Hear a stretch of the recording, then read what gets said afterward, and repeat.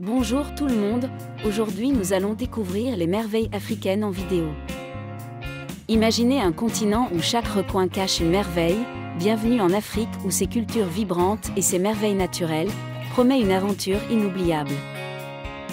Numéro 1. Commençons par les chutes Victoria, connues localement sous le nom de Mosi-Oa-Tunya qui signifie « le tonnerre de fumée », sont des chutes d'eau situées sur le fleuve Zambèze, qui constitue à cet endroit la frontière entre la Zambie, à proximité de la ville de Livingstone, et le Zimbabwe. Le fleuve se jette dans la cataracte sur environ 1700 mètres de largeur et d'une hauteur qui peut atteindre un maximum de 108 mètres.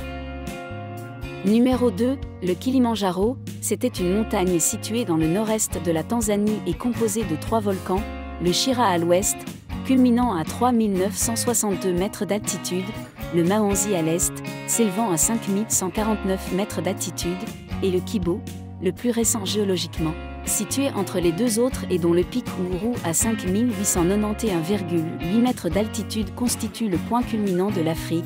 Outre cette caractéristique, le Kilimandjaro est connu pour sa calotte glaciaire, environ 20 000 personnes franchissent l'entrée du parc national du Kilimandjaro et tentent l'ascension chaque année avec un taux d'échec d'un tiers.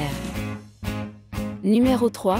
La Grande Migration des Gnous. La Grande Migration des Gnous est un déplacement annuel de centaines de milliers d'animaux à travers les plaines herbeuses de l'Afrique de l'Est, en quête de nourriture et d'eau.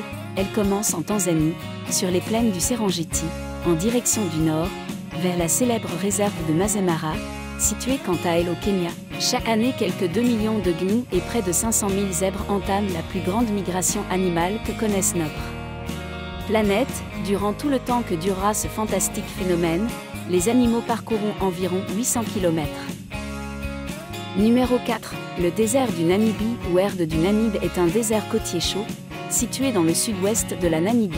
Il est considéré comme le plus vieux désert du monde, car soumis à des conditions arides ou semi-arides depuis au moins 55 millions d'années. Les conditions désertiques qui y règnent sont la conséquence du courant marin froid de Benguela d'origine antarctique, qui refroidit les masses d'air océanique au large des côtes de Namibie. On estime que ces brouillards déposent entre 1 et 10 litres par mètre carré d'eau par jour, indispensable au développement de la vie dans ces zones arides. Numéro 5. Le mont Kenya, dont le nom signifie « montagne de l'autruche », chez les Wakamba, l'une des populations vivant à son pied, est le point culminant du Kenya et le deuxième plus haut sommet d'Afrique, derrière le Kilimandjaro. Le mont Kenya est un volcan rouge né il y a environ 3 millions d'années de l'ouverture du rift africain. Il a été recouvert pendant des millénaires par une importante calotte glaciaire qui a fortement érodé ses pentes et lui a donné son relief particulier, avec de nombreuses vallées qui descendent du sommet. Il reste aujourd'hui une douzaine de petits glaciers en phase de retrait rapide, malgré des températures souvent négatives. On va finir par le numéro 6, le Bleed River Canyon, ce qui signifie canyon de la rivière de joie, est situé dans la province du Mpumalanga en Afrique du Sud. Le canyon fait 26 km de longueur et 750 mètres en moyenne de profondeur. Le nom Bleed River fut donné en 1844 par les femmes de Voortrekker, qui attendaient leurs époux partis sous la conduite d'Hendrik Potgieter, à la recherche d'une route vers la baie de Delagoa. Ne revenant pas et les croyant morts, elles baptisèrent Treur River, rivière des pleurs, la rivière au bord de laquelle leur campement était dressé.